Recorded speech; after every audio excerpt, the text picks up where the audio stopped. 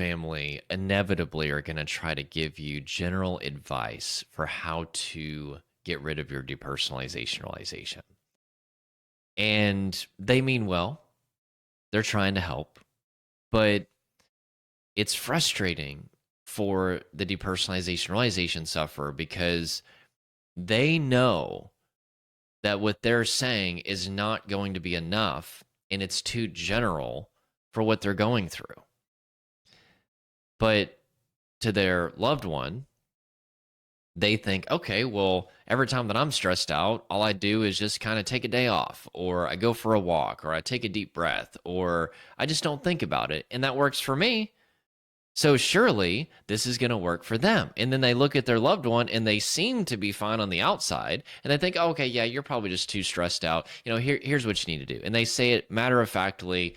And the depersonalization realization sufferer does those things and they find little to no relief because the loved one doesn't understand that we're not just dealing with general stress if somebody is experiencing depersonalization realization. And there's a lot of other symptoms that happen too in a trauma response.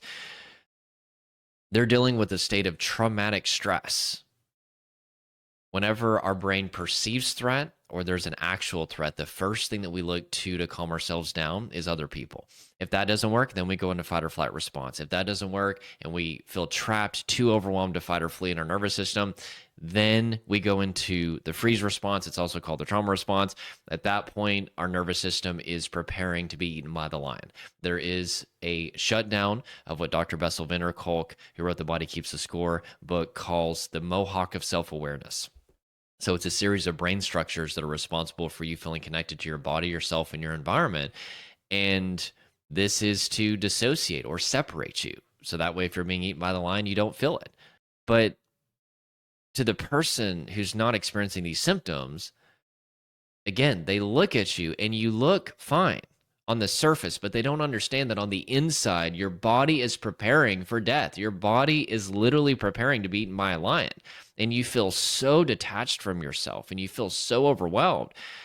And what may work for just general stress is not going to work for traumatic stress. In particular, we need to do things that are much more specific to the issue, which is technically doing things that show your nervous system that you're safe. And not just one thing. I teach my clients 5 things that are specific to showing their nervous system that they're safe, and general things are not enough.